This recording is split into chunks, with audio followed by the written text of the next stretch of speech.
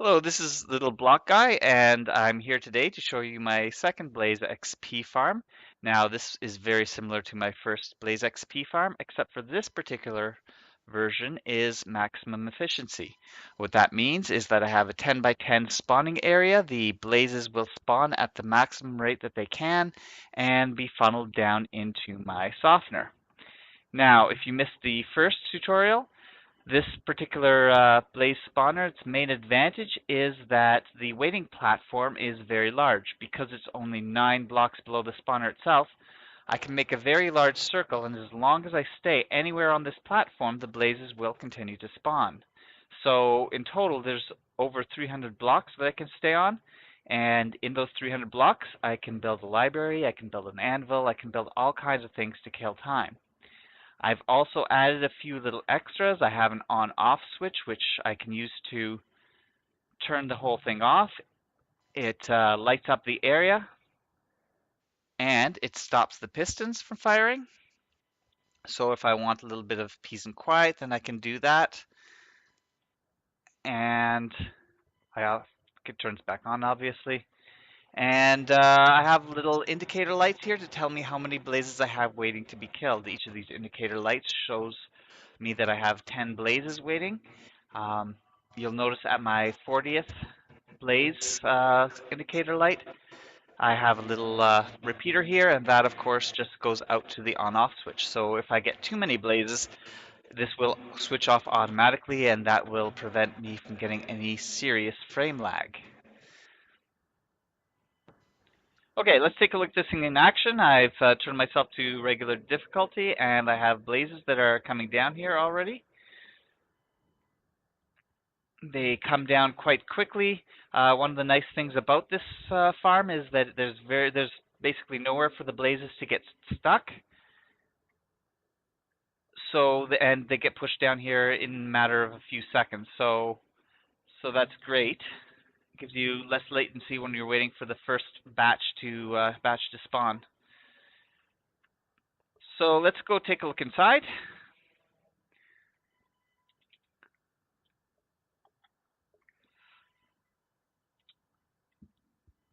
So inside I have a spawning area where I have the spawning area, which is 10 by 10. You'll notice all these signs, and I'd like to credit Impulse SV for this design. The purpose of these signs is that when I do release the lava stays on top of these signs, creating a very lit ceiling, and that causes the whole area to be lit above 11, and no blazes can spawn. Of course, when the blazes aren't there, when the lava is not there, then there's lots of space and the blazes can spawn anywhere on top of these signs. This glass block, well, I'm not sure about this glass block. That's one thing I have yet to determine. The glass block prevents blazes from spawning directly on top of this blaze spawner. If a blaze does spawn on top of there, they usually get stuck. Now, unless there's a lot of them stuck up there, it won't affect your spawning rate. But if you do get a lot, then it can start to affect your spawning rate. So I have the glass block. If a blaze does try and spawn where the glass block is right now, then we'll try and respawn somewhere else, and 99% of the time it will succeed, but every so often it won't. So you do lose a little bit of efficiency. I'm not sure if it's better to have the glass block up there or not, but for right now, I am going to keep it up there. So up here, this is where my lava comes in. I didn't build this in the Nether. I built this on Creative, and I built it inside of a regular world. So I need a lot of lava to come down in order to light up this area. Normally in the Nether, you just need 4, but I have a quite a bit more complicated mechanism. So if I go down, my first row of pistons here are pushing you from a 10 by 10 into the 8 by 8 area. It's a single block wide. The pistons are firing. It's pretty simple design. The next layer is an 8 by 8 area, and I funnel that into a 2 by 2 area. And I do that using some sticky pistons and some slime blocks. Now you'll notice that I have the red clay on the bottom of this. Well, the red clay is just basically a way that I mark where my redstone signal is going through. I have redstone torches under there, and when each of these systems of pistons pushes out the non-sticky pistons, when they go on top of that, a signal will come out and cause those non-sticky pistons to fire.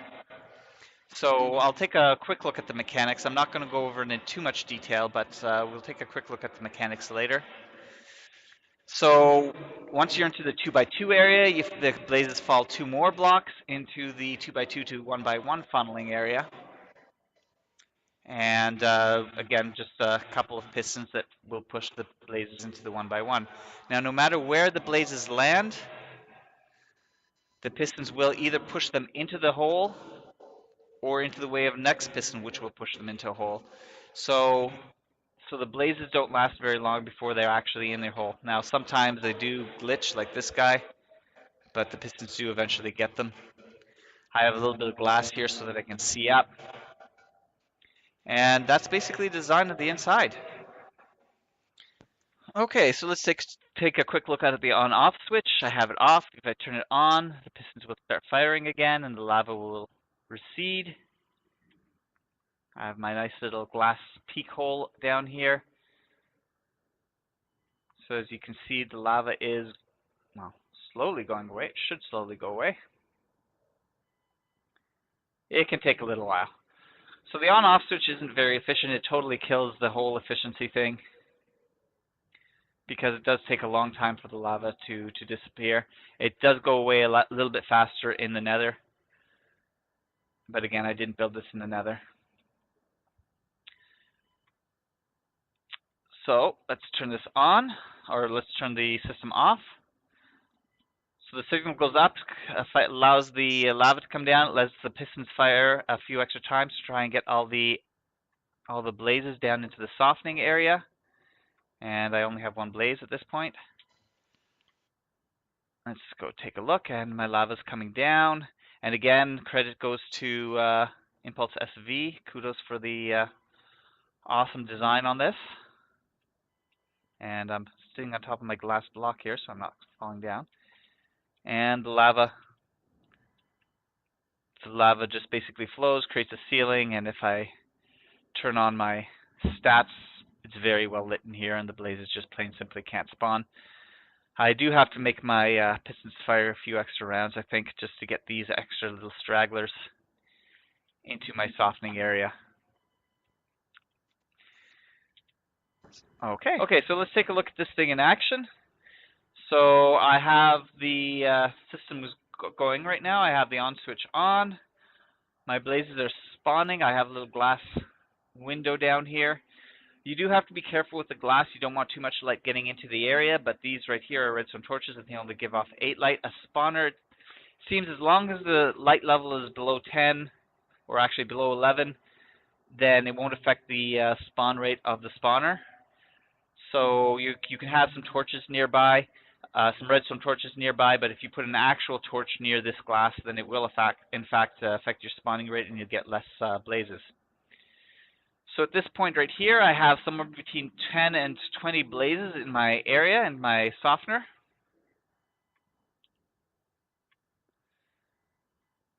So what we do to soften them, I have a little glass ceiling that pushes this, and this pushes some glass. So now all these blazes are trapped by this piece of glass. They can't jump up, and you guys can't get in.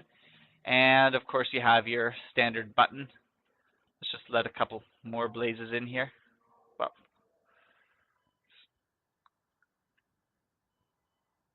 see if I can get up to 20 here. I guess not. Oh, there's a couple more. Ah, there's one guy that's trying to run away. Ah, he's doing a pretty good job of it too.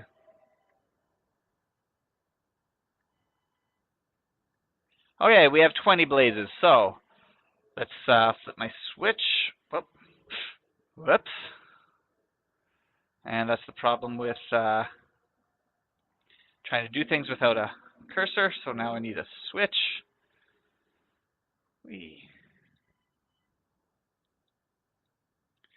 So that activates my glass ceiling. Now this here mechanism is a little bit ugly. It's a little bit low, but because of the density of the redstone circuitry, I had to actually make it this low. So let's take a look from behind. It's actually pushing just a bunch of slime blocks, and that's going to push a piece of glass above them. So now no blazes can jump up, and no new blazes can come down. And then you have your softener, and that does exactly 19 damage.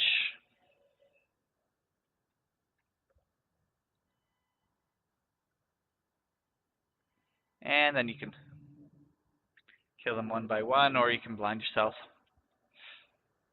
with green. I can't see. And you just open the glass ceiling, and they continue to spawn. The nice thing is that as you're softening them, they do continue to spawn, and they gather in that little area, which is outside of the spawn check area, so they continue to spawn even after you, even as you're softening the other ones below. So if you don't want to waste your potions, you don't have to. As you saw, this is a very large platform that you can build things on, as I mentioned before. You do lose a little bit of real estate due to this here piston. You can't avoid putting the piston this low. This area right here is just for the redstone elevator. You can actually move this to be outside of your platform. Basically, though, the platform is large enough that you're not really short of space, so you don't really have to. You don't have to move it out. In this case, I just built it right on. This right here, the softener, it occurred to me after I built this that I could actually have moved this to the back and then have this area in front clear, which would have been a little nicer to look at, but it doesn't really matter because it still serves the same function. Okay, so I'm just going to go over how this works a little bit. So the top row of pistons, I'm going to make myself a hole here. By the way, as soon as I make the hole, I don't get maximum efficiency for blaze spawning because this is a lit block here and it affects how many I get. So if you do see less than 4 spawning, then you know why.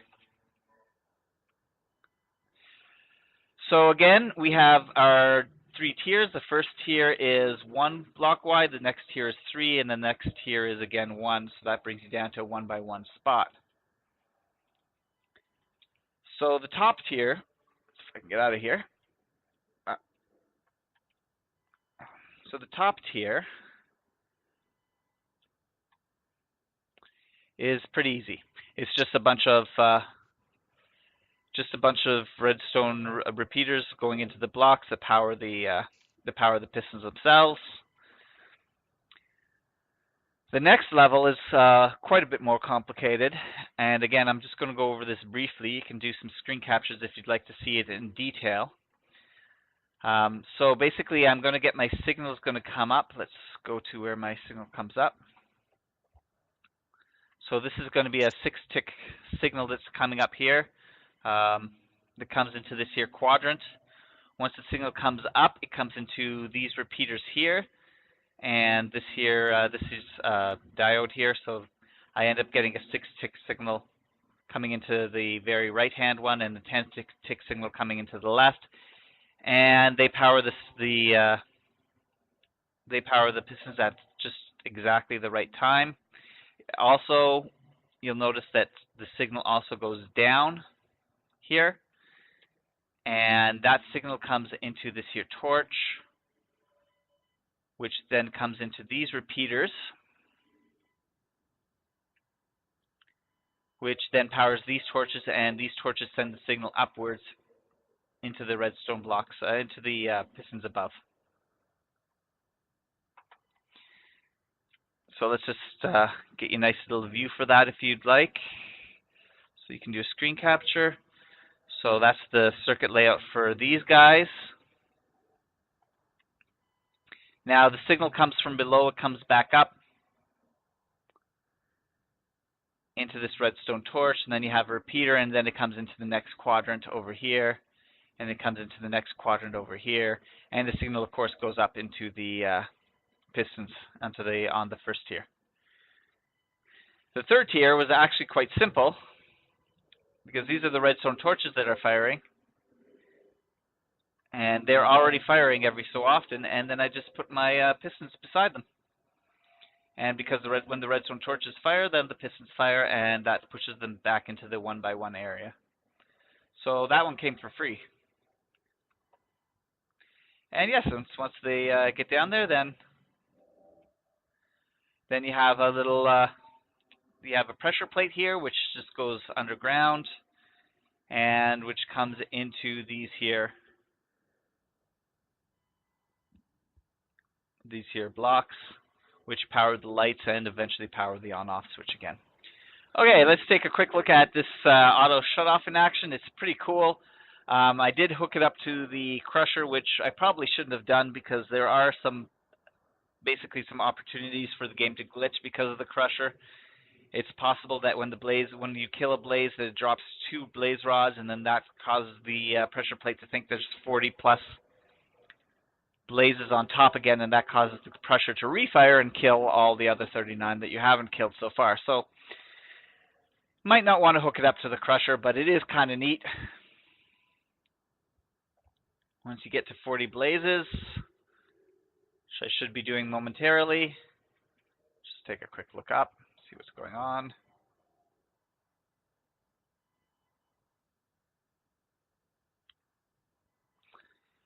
You can, instead of putting a pressure plate in the indicator lights, put a hopper to collect the blaze rods. I don't find it that big of a pain to pick up blaze rods, so I prefer the hopper and I prefer the pressure plate and the indicators. As well, the auto shut off is really nice because then you can just leave and go and do something and then come back and you know that your game's not going to be totally frozen because there's too many blazes in the area. Oh, there we go. So we got 40 blazes. Crusher goes, brings them all down to 1 hit point, and I can sit here forever and wait for things. The lava comes on top, and it prevents new blazes from spawning. The pistons turn off, so new blazes tend not to fall down here. My glass ceiling did retract, so it is possible that one guy gets in here, but it's sort of rare. Now, once you've done that, you can wait here and do whatever. And when you're ready, you just fire your potion. And it turns on automatically again. Whoa. There we go. So that's been my video. I hope you've enjoyed watching it.